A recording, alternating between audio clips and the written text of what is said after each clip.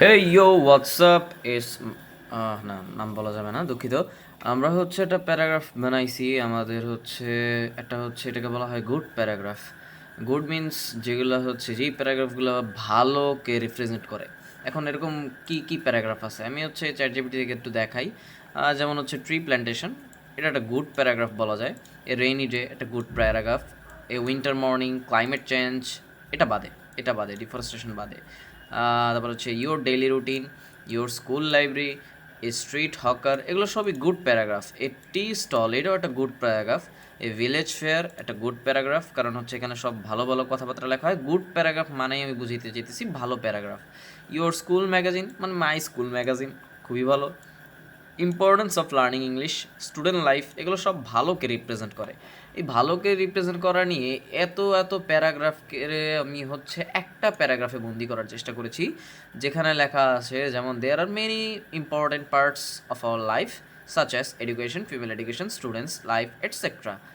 এইখানে জাস্ট বসবে হচ্ছে তোমাদের প্যারাগ্রাফের নাম। এই যে গুড প্যারাগ্রাফ যেখানে লেখায় যে প্যারাগ্রাফের নামটা খালি বসাই দিবা।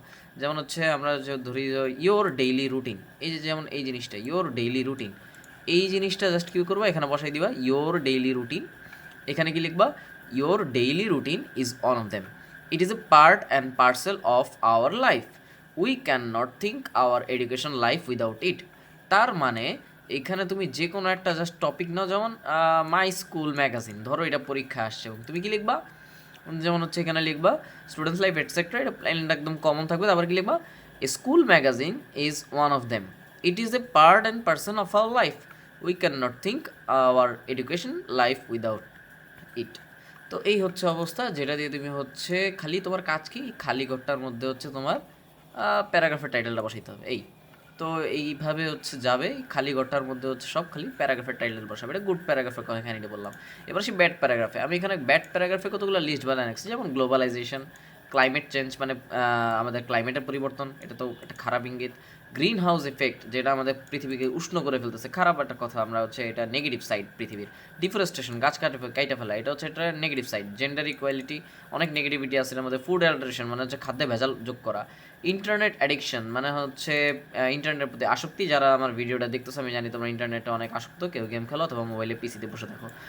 মোবাইল ফোন অ্যাডিকশন অলরেডি বলতে না বলতেই চলে আসছে। ডিজিটাল বাংলাদেশ, এগুলোর মধ্যে সবই নেগেটিভিটি আছে। এরকম 20টা প্যারাগ্রাফ আমি হচ্ছে এখানে চ্যাট জিপিটি থেকে কালেক্ট করছি।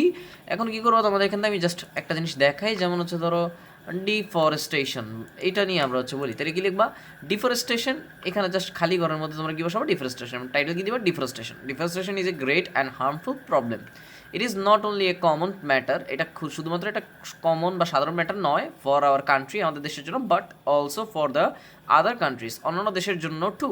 এইখানে বসাবো deforestation. Deforestation is destroying hour social piece. Deforestation, গাছ কেটে ফেলে আমাদের সোশ্যাল পিসকে নষ্ট করে ফেলতেছে, অ্যান্ড হ্যাপিনেস এবং মজাকে। Day by day it is going out of our control. তার মানে তুমি জাস্ট এই খালি ঘরটুকু পূরণ করার মাধ্যমে, তুমি একটা প্যারাগ্রাফ করার মাধ্যমে ব্যাড প্যারাগ্রাফ 20টা তুমি কভার করে ফেলতেছো। তার মানে দেখো তো গুড প্যারাগ্রাফ এখানে কয়টা আছে? এখানে আছে প্রায় 25টার মতো, এখানে ব্যাড প্যারাগ্রাফ আছে প্রায় 20টার মতো। এই সবগুলাকে তুমি জাস্ট এই 2টা প্যারাগ্রাফের মধ্যে শেষ করতে পারো। আর যারা ধৈর্য ধরে এই 4টা মিনিটের ভিডিওটা দেখলা, তারা আশা করি বুঝতে পারতেছো 2টা প্যারাগ্রাফটা মুখস্থ করাটা কতটা ইম্পর্টেন্ট। এছাড়াও বাকি কিছু টিপস প্যারাগ্রাফ নিয়ে আমি বলে দিব, কারণ বেশ কিছু টপিকই হচ্ছে এখানে আছে, আমি বলে দিলে তোমরা আরও বিষয়টা ভালো করে বুঝতে পারবা কেন এইটা হচ্ছে one of the best creation of MD Golam Rabbi. Thanks and be piece.